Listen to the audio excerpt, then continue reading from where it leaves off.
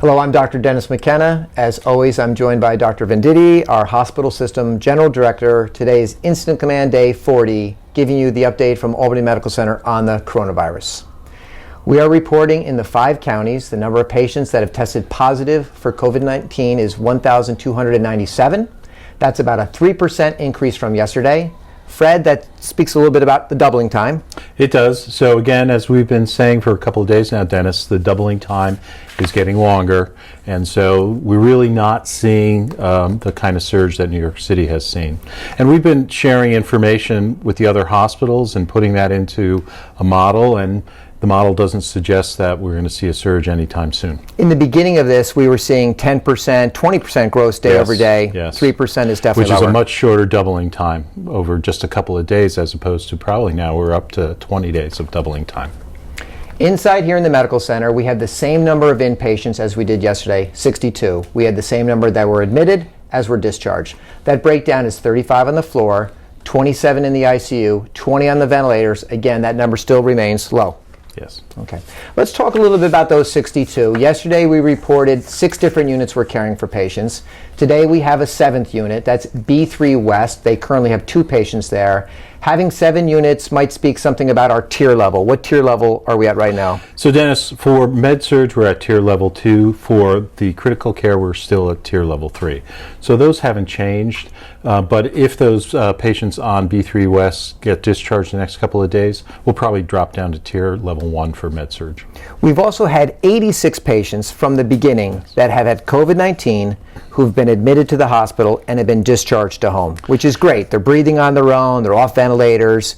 Give us an update on those numbers. That's right. So of the 86, 72 have been local patients who've gone home locally, and the other 14 are patients from New York City that were transferred up here, a few days and a few weeks ago for care.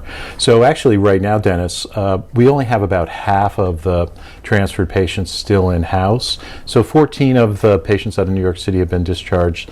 Unfortunately, 8 have died up here at Albany Med. And if I could just take a moment, yesterday we talked a little bit about palliative care, and I did a shout out to some of the physicians who are working in palliative care. I did a shout out to Mike Jones. I did a Dennis McKenna. Actually, it's not Mike Jones, it's Tony Jones. So I apologize, Tony, you're doing a great job. Thank you, Tony.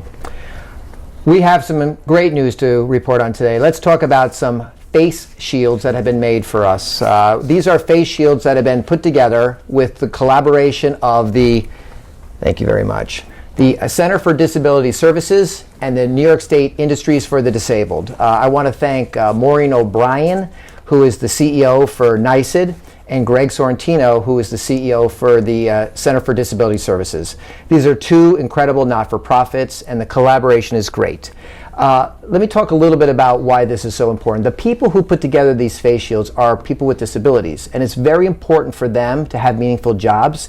And not only has it helped them, but what they put together for us is really going to be very helpful for our front line, and Fred's going to explain why. This really is tremendous, Dennis. These face shields are going to be used by our frontline staff who are caring for COVID patients, and what it does is it protects the mucous membranes of their eyes, which is a way for the virus to get in, and it also protects the masks that they're wearing.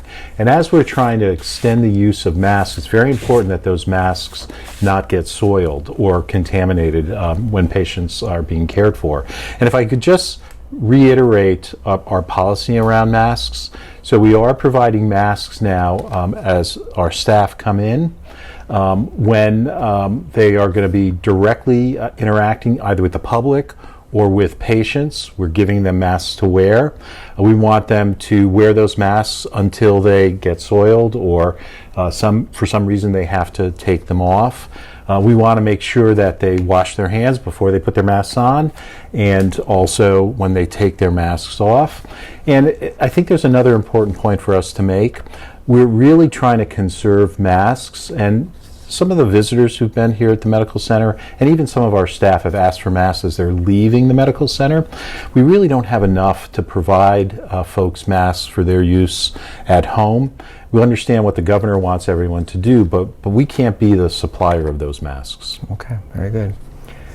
These shields are going to come Monday, so thank you again, New York State Industries for the Disabled, Maureen O'Brien and her incredible team, Center for Disability Services, Greg Sorrentino and his incredible team. 800 of these face shields are going to come Monday. Fantastic. Which is going to allow all the members of our team to have one, which is wonderful. And we thank them for their incredible leadership. And that is some great news. Speaking of donations, we are wearing coverings here today that my wife had made for us. It has our names on the side in case anyone would have us confused. These are the types of coverings that I think represent our operative or procedural services. That's right. And I think Karen thought our hair was getting a little long. That's why she made these caps for us. She did notice I actually got a haircut last weekend. My wife, Mary Ellen, who's a great endocrinologist, also turns out to be a pretty good barber and gave me a little bit of a trim, but I'm wearing the cap anyways. Well, thank you for those. Let's talk more about some good news. We're going to end Friday on good news. Convalescent plasma. We talked about how the number of donors was going up, and today we can report that we have matches for 21 donors. 21 donors. Incredible. It's just incredible. We talk about service here inside the medical center, all of our staff helping in this pandemic. We have a couple members of our workforce that are in the military. I'm in the military and I love military service. We'd like to call out two in particular. There's probably others, but we'd like to thank two that we know of who have been activated to active duty and are serving in this pandemic. Fred, you can go first. So Mia Menon is a lieutenant commander in the Navy. She's actually one of our pediatric surgeons, and she's serving down in New York City on the Comfort. Very It's tremendous. And our chaplain, Chaplain Jake Marvel, we call him Captain Marvel. He's in the U.S. Air Force, and he is down in New York City. In fact, he was at the Javits Center, and he was providing Easter services to the folks down there working. So we thank Chaplain Marvel as well for him and for Dr. Menon as well. Great. Fred, what is Code Lavender? Code Lavender. So Dennis, the nurses and other staff in the critical care areas are working really hard, and they're caring for some very, very sick patients, and unfortunately a lot of them have died. So that's kind of hard work, both physically as well as mentally. So every 4 hours we're actually almost forcing them to take 15 minutes, go someplace quiet, and really kind of take care of themselves. So that's what Code Lavender is. It's really a little break for the staff in the critical care areas. Okay. It's about taking care of your staff. And the last thing we want to talk about today is a shared leave policy. This is a new policy that the medical center has just rolled out. And what this is going to do is it's going to be an opportunity for employees who wish to donate their earned time off into a pool or a bank. And that bank of days can be drawn down upon by an eligible employee if they apply for it and if they have reasons related to COVID-19.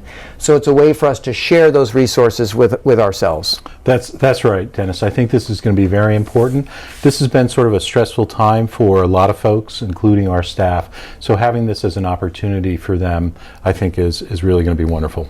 And we know that our workforce is very generous. I know, Fred, you've talked about already, you're going to donate days. I'm going to donate days, and I think you're going to donate days as well, Dennis. I am. So, and we look forward to others doing the same thing. It's Friday. We're going to end on this. We asked you earlier in the week if our workforce could send pictures of rainbows. We see them in the windows. We see them on the walls. This is a way in which we're showing to the community that we're united. All of the pictures that were sent in will be available and on our intranet landing page, and you can look for those there. But to everybody who sent videos in, thank you. To everyone in the community who's supporting us, thank you. I think you'll get as much joy and satisfaction out of seeing these pictures as we did, because it's really about the spirit, not only inside the medical center, but out in the community. So thank you very much. We will certainly be working here on this weekend, and we'll be back on Monday. As always, we ask that you please take care of yourself, take care of each other, and we will see you Monday.